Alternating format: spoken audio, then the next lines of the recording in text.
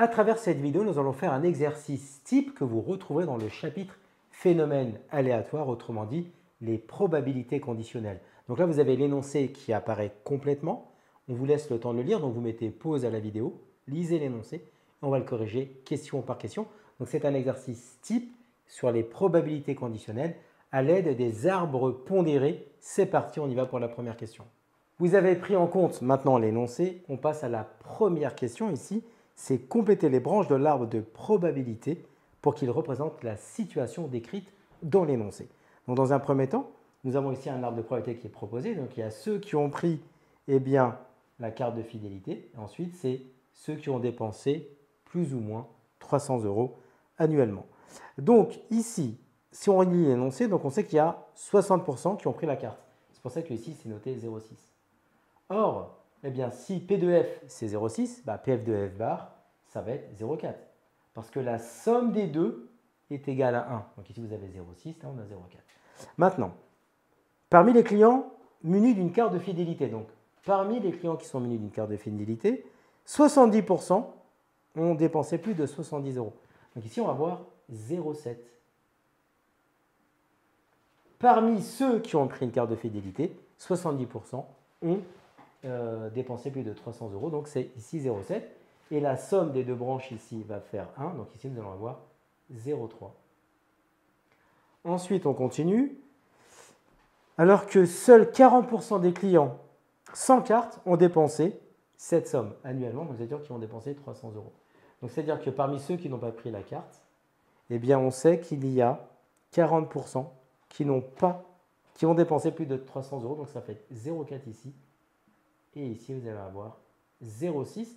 Donc ça permet de répondre à la question numéro 1. On passe à la question numéro 2. Pour cette deuxième question, montrez que la probabilité de l'événement F inter D est égale à 0,42 et interprétez le résultat.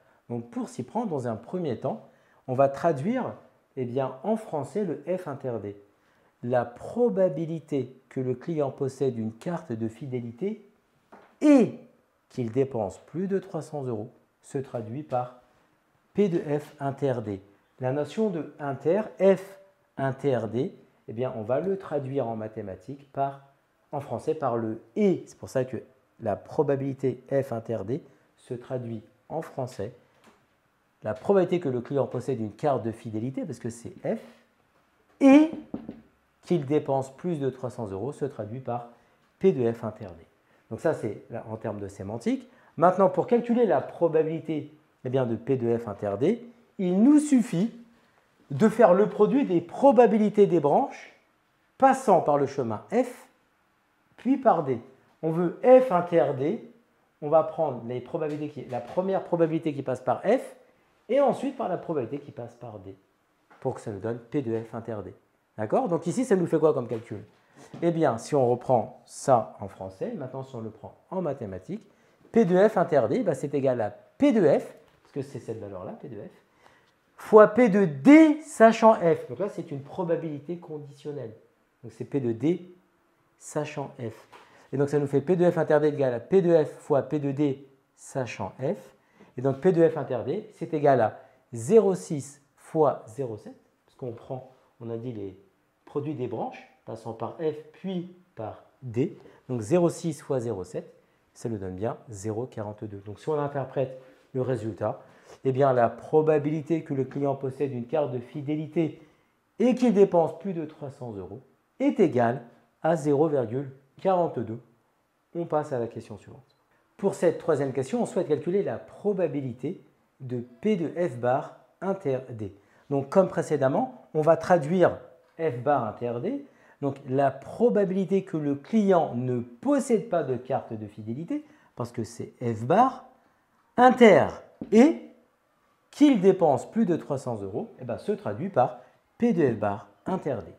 Ensuite, pour calculer la probabilité de P de F bar inter D, il nous suffit de faire le produit des probabilités, des branches passant par F bar puis par D, donc passant par le chemin F bar puis par D.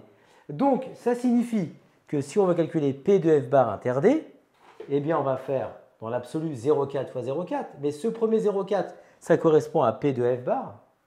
Et ce 0,4 là correspond à P de D, sachant F bar.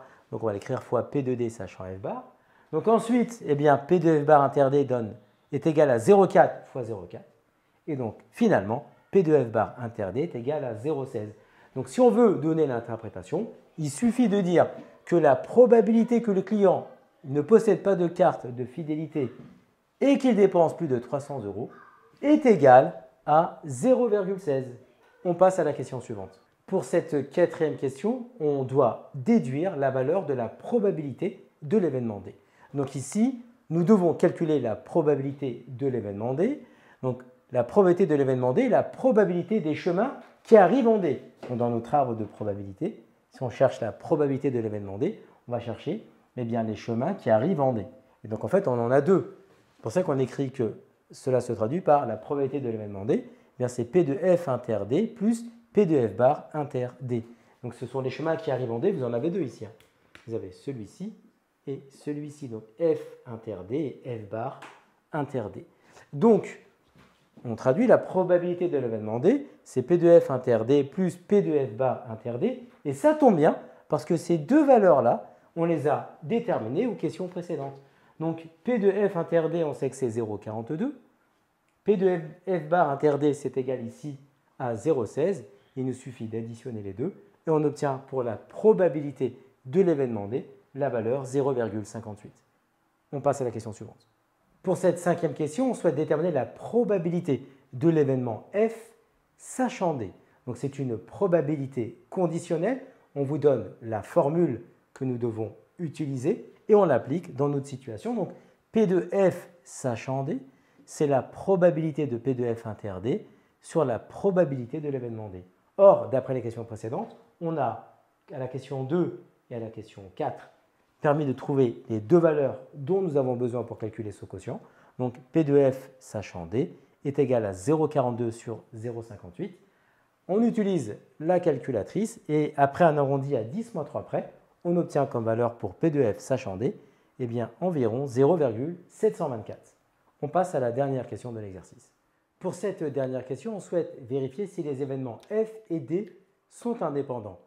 Au-dessus, dans la partie rose, vous avez la définition pour montrer que nous avons deux événements indépendants. Donc ici, dans notre situation, si on applique, on a P de F sachant D, qu'on a calculé à la question précédente, qui est égal à 21 sur 29. On a simplifié cette expression, d'accord? On l'a mis sous valeur exacte, et P de F, c'est égal à 0,6. Or, ici, on vérifie facilement que 21 sur 29 sera différent de 0,6. Donc, ça permet de justifier que P de F sachant D est différent de P de F. Et donc, finalement, les événements F et D ne sont pas indépendants. Donc, sur cette vidéo, on a traité un exercice classique sur les probabilités conditionnelles à travers la notion d'arbre pondéré. Comme tu as kiffé la vidéo et que tu veux des bonnes notes en maths, alors tu mets un pouce bleu, tu t'abonnes à notre chaîne, tu poses un commentaire, on y répond sans problème. Ensuite, on t'embarque avec nous sur g20enmaths.com, des exercices corrigés, des détails de ouf avec ça. Plus d'excuses pour ne pas avoir de bonnes notes en maths. Et bien sûr, rendez-vous sur nos réseaux sociaux.